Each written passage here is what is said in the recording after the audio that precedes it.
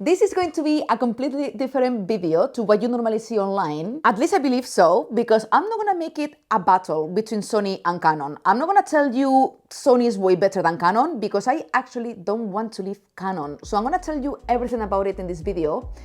I didn't even intend to record this video, but I have such a specific needs right now regarding photography and video that I thought I would make it because it may help you a lot to choose between brands. So first of all the brands are incredible. You have Lumix, you have Sony, you have Fujifilm, you have Canon. It doesn't matter. All of them are amazing. But you're gonna have to look to your specific needs to be able to choose the right camera for your specific situation. So this video is all about my current situation. I've been doing photography for 14 years. I'm a full-time freelance photographer, and now I'm also a YouTuber. I'm a content creator, which means I need video as well. So I'm gonna tell you what happened with me so it doesn't happen to you and you think properly before buying a camera or buying a kit or buying a specific brand. I'm a geek in terms of gear, okay? Because I always want to make sure I take something which suits my needs. Not necessarily the best, but something that suits my needs. So basically, why I'm looking into Sony? I've been shooting Canon for 14 years. I'm so freaking emotional in all aspects of my life, including photography, even more because it's my passion. I did it as a hobby. I chased my dreams in London as a photographer, and I made it with a Canon camera. I have my Canon 30D, then the Canon 7D, and now I have this beast, the Canon 5D Mark IV, and I'm incredibly happy with it. I love shooting with it. I don't want to stop shooting with it. But now I'm gonna explain why I may change, why I'm gonna change cameras and camera system. So my needs are changing, which means yours may change as well. What happened is, when I bought the 5D Mark IV, I think it was 3 years ago or almost 4 years ago, I didn't think about having a YouTube channel, okay? I thought about it for many years, but it's this thing you have in the back of your head and then you don't end up doing it. But then everything changed all of a sudden, and I wanted to get into YouTube and do videos because I always wanted to teach photography, but also document my life and be good at filmmaking. I love filmmaking. What happened with my 5D Mark IV is very heavy, 850 grams, just the body. I'm not gonna vlog with that like this unless I go to the gym a lot to strengthen my arms. It's impossible, and then you don't have flip screen. It doesn't record 4K without a massive crop because it does record 4K. So it's basically a photography camera, and I'm a photographer. So that's perfect being a photographer. But then I started YouTube and I needed a camera which is good for video and for vlogging, something tinier. So I did have the Canon M50, but it's basically a 1080p camera because it has a massive crop as well with 4K. Anyway, I switched to the Sony A7C. I'm recording with it right now. And I do have a very good video about my minimalist vlogging kit, why I chose it and how you should choose yours if you want to check it out later. So I'm recording with the Sony A7C right now. So now the problem is that I have two cameras, one just for photography and the other one, the Sony, just for video. So now I'm stuck with two camera systems. I was checking because so many of you are asking me, Laura, why you don't get the Canon R5 or the R6? So I'm gonna explain now everything super specifically for you to understand how you have to choose your next camera or your upgrade or I don't know, whatever you want to choose. I'm a portrait photographer mainly, and now I live in London for 10 years already, and I used to travel a lot, but then the pandemic happened, blah, blah, blah, and I couldn't travel and introduce these videos on my channel. I'm gonna start my solo travels again, which means I'm gonna have to carry a lot of gear, and having two camera systems, Sony and Canon, is gonna be double the equipment and it's pointless. And also, for example, if I wanna go on a hike, I love hiking and going into nature, I'm not gonna carry both cameras with me. You know, sometimes yes, to record behind the scenes for you, so I can record myself doing photography and teaching you while I'm hiking or doing something in particular. But many times, if I want to carry the minimum gear, I just want to carry my photography camera because I'm a photographer and then be able to record as well if I want to. With the Canon 5D Mark IV, I can't do that, which means I would have to carry both cameras all the time, one for video and one for photography, which is not ideal. So why am I not gonna get the Canon R5 or the Canon R6? The Canon R6 has, I think, 26 megapixels, if I'm not wrong. which is more than enough if you are doing professional work, okay? I was working with the Canon 7D doing professional work. Now the Canon 5D Mark IV is 30 megapixels and I do professional work, and it's more than enough. So don't focus on megapixels because nowadays 26 is more than enough most of the times.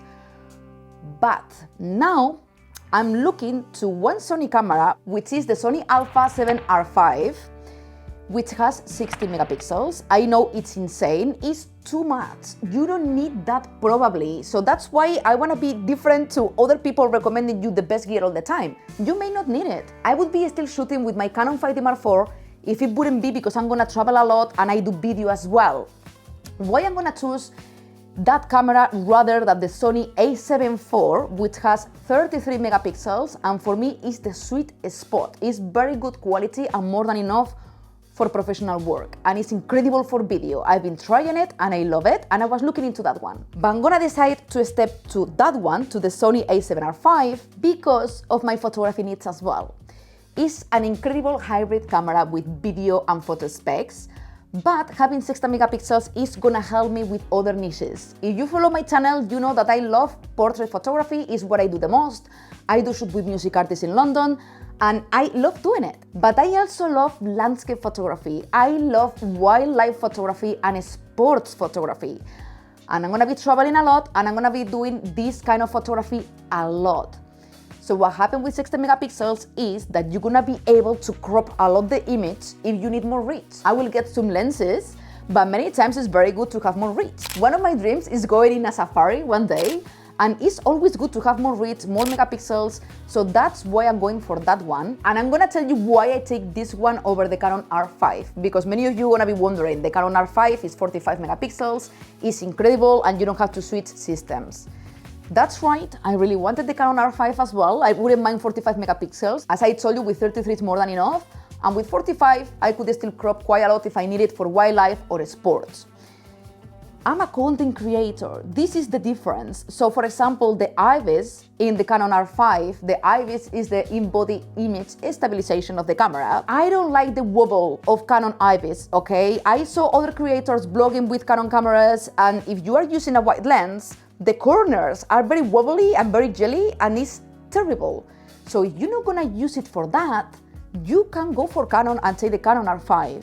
So don't listen to everyone telling you I'm switching to Sony because of this, that.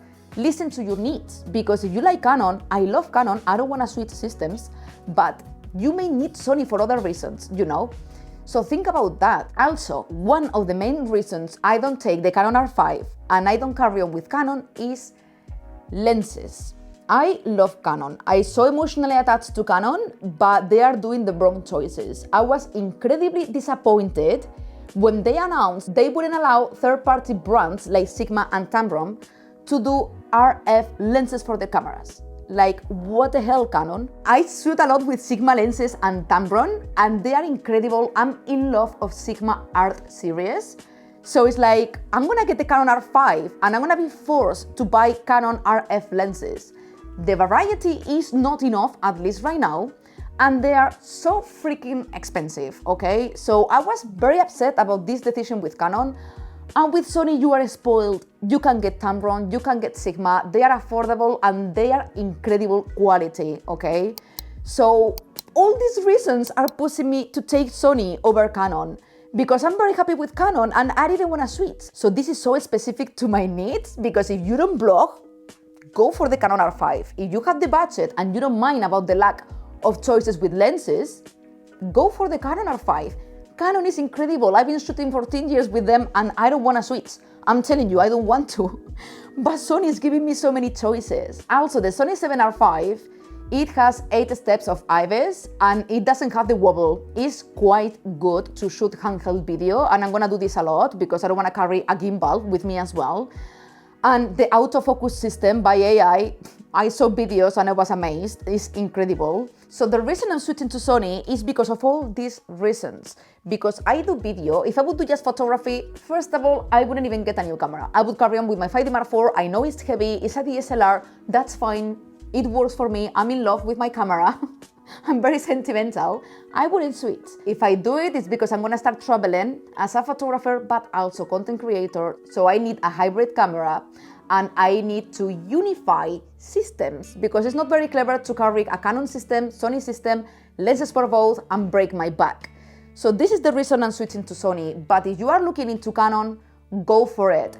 Just check properly your needs, don't regret later, because I bought the 5D Mark IV, no regrets in terms of photography, but now I regret I didn't take another camera, basically because now I do video. If I would have known this, those days I would have bought a camera that does the job for both, for video and photo. So think properly about your needs, think if you need the IVs to don't be wobbly, maybe you're gonna be a photographer and you don't care about that because it's perfectly usable to be able to shoot handheld and things like that. And then the third-party lenses is up to you as well. If you are happy to buy RF lenses, that's fine as well. So think always about your specific needs. I told you mine because I believe it's gonna help you, like the fact of the 60 megapixels. You don't need that for portrait photography. For me, the sweet spot is 30 megapixels, okay? But 60, it gives you more reach if you need to crop the image for sports photography and wildlife. So tell me you have any doubts about cameras and about your needs as well, because I'm happy to help you in the comments. And as usual, subscribe to my channel if you didn't yet and you wanna follow my adventures and my travels as a photographer with my new cameras, my new gear, and teaching you everything: landscape photography, wildlife photography, sports photography. I don't really know because I'm gonna be a bit of a nomad for a long while, so I hope you follow along. I will see you very soon. Ciao, big love.